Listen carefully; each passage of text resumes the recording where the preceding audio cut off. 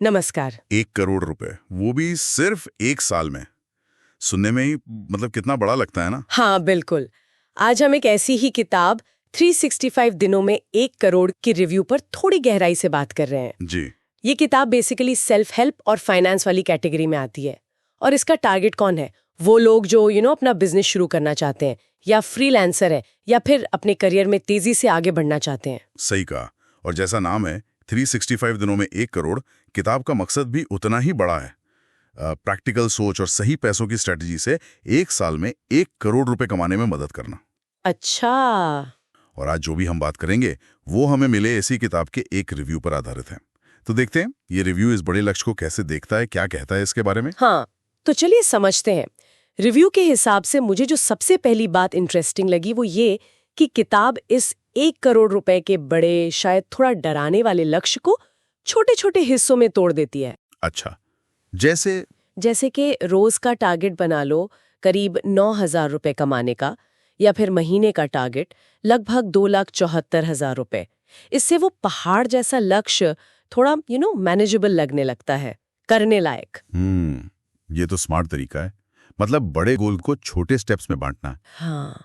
लेकिन ये सिर्फ नंबर की बात तो नहीं होगी। नहीं, बिल्कुल नहीं। और यहीं पर रिव्यू एक जरूरी बात बताता है। किताब का पहला फोकस नंबर्स पर नहीं बल्कि सोच पर है। अच्छा, मानसिकता पहले, ये इंटरेस्टिंग है। हाँ, मतलब पैसा कमाने की शुरुआत होती है खुद पर यकीन करने से, अनुशासन लाने से, पैसों के पीछे भागने के बजाय वैल्यू बनाने पर ध्यान देने से, और हाँ, अपनी आदतें सुधारने से। ये बात तो कई सक्सेसफुल लोग कहते हैं कि माइंडसेट सबसे जरूरी है। तो ठीक है, मानसिकता तो हो गई।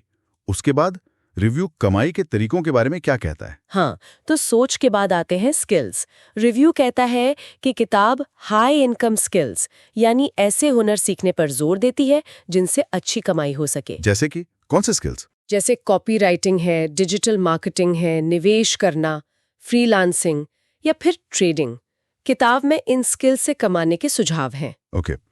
और रिव्यू ये भी बताता है कि इसमें शायद केस स्टडीज, मतलब असली लोगों के उदाहरण और उनकी सफलता की कहानियां भी दी गई हैं। हाँ बिल्कुल, ताकि बात सिर्फ थ्योरी ना लगे, थोड़ी भरोसेमंद लगे। सही है, प्रैक्टिकल अप्रोच लगता है। और रिव्यू में कमाई के और तरीकों पर भी कुछ कहा गया है, जैसे सिर्फ एक ही नौकरी या स्किल पर निर्भर ना रहना। हाँ, ये भी एक बड़ा पॉइंट है। रिव्यू कहता है कि किताब साफ तौर पर मल्टीपल इनकम स्ट्रीम्स, यानी कमाई के कई रास्ते बनाने की सलाह देती है। बिल्कुल। जैसे फ्रीलांसिंग हो गया, या साइड हसल, मतलब अपनी रेगुलर जॉब के साथ कुछ और छोटा मोटा काम या बिजनेस करना, कंटेंट क्रिएशन, कंसल्टिंग, ऐसे कई ऑप्शंस बताए गए हैं। और पैसा कमाने के साथ साथ उसे संभालना भी जरूरी है ना, उसके बारे में कुछ? हाँ, उस पे भी फोकस है। रिव्यू के मुताबिक किताब अग्रेसिव तरीके से बचत करने और फिर उस पैसे को समझदारी से इन्वेस्ट करने की बात करती है। समझदारी से इन्वेस्ट मतलब? जैसे कहाँ? जैसे म्यूचुअल फंड्स हैं, स्टॉक्स हैं, या शायद अपने किसी छोटे बिजनेस में पैसा लगाना। और साथ ही पैसिव इनकम बनाने पर भी जोर है, मतलब ऐसी कमाई जिसके लिए आपको लगातार एक्टिवली काम न करना पड़े। ओके। तो mindset, skills, multiple income, saving, investing, काफी कुछ कवर किया गया है। लेकिन ये सब करने के लिए कोई एक्शन प्लान जैसा कुछ है किताब में? रिव्यू क्या कहता है? हाँ है। रिव्यू में मेंशन है कि किताब में प्रैक्टिकल चीजें भी हैं, जैसे वीकली चैलेंजेस, अपनी प्रोग्रेस को ट्रैक करने के लिए कुछ ट्रैकर्स, टू डू लिस्ट बनाने के तरीके। मतलब सिर्फ ज्ञान नहीं बल्कि उसे अमल में लाने के टूल भी दिए गए हैं। अच्छा, तो ये सिर्फ थियरी बुक नहीं है, एक्शन ओरिएंटेड है। हाँ, रिव्यू तो यही कहता है, और इसीलिए शायद रिव्यू में किताब की तारीफ भी है। इसे 5 में से 4 स्टार मिले हैं, जो काफी अच्छे माने जाते हैं। हाँ, 4 स्टार काफी अच्छा है। तो पॉजिटिव पॉइंट्स क्या बताए गए हैं रिव्यू में? मेन पॉजिटिव यही है कि ये सिर्फ सिद्धांत नहीं बताती बल्कि एक्शन लेने लायक स्टेप्स देती है। भाषा बहुत सरल रखी गई है, असली दुनिया के उदाहरण हैं।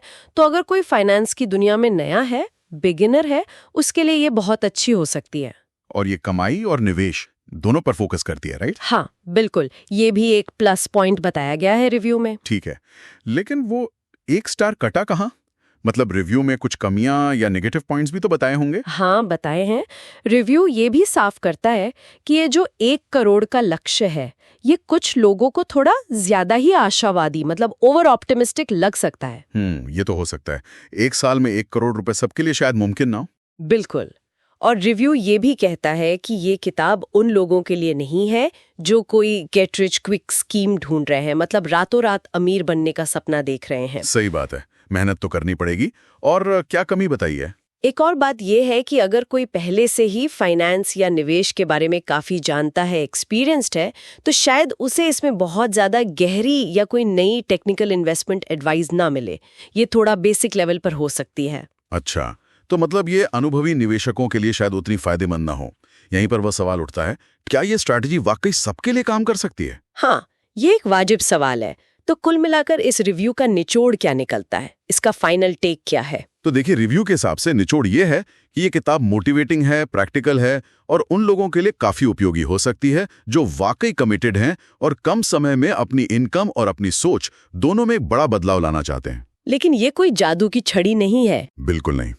रिव्यू इसे जल्दी अमीर बनो स्कीम नहीं मानता, बल्कि ये उन जरूरी स्किल्स, आदतों और फाइनेंशियल समझ को बनाने में मदद करती है जो बड़े महत्वाकांक्षी लक्ष्य हासिल करने के लिए चाहिए होते हैं। और रिव्यू इसे किन लोगों के लिए खास तौर पर रेकमेंड करता है?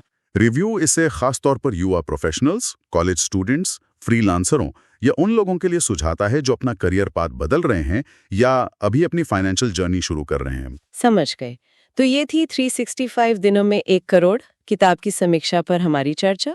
हाँ, और ये रिव्यू हमें एक सोचने वाली बात के साथ छोड़ जाता है जो मुझे लगता है काफी दिलचस्प है। क्या? वो ये कि क्या बड़े फाइनेंशियल लक्ष्य पाने के लिए सिर्फ अच्छी स्ट्रैटेजी और एक सॉलिड प्लान बना लेना ही काफी है, या फिर असली कामयाबी का राज हमारी सोच, हमारी मानसिकता को एकदम जड़ से बदलने में छुपा है? इस पर वाकई सोचा जा सकता है। बहुत गहरा सवाल है। इस पर जरूर सोचना चाहिए।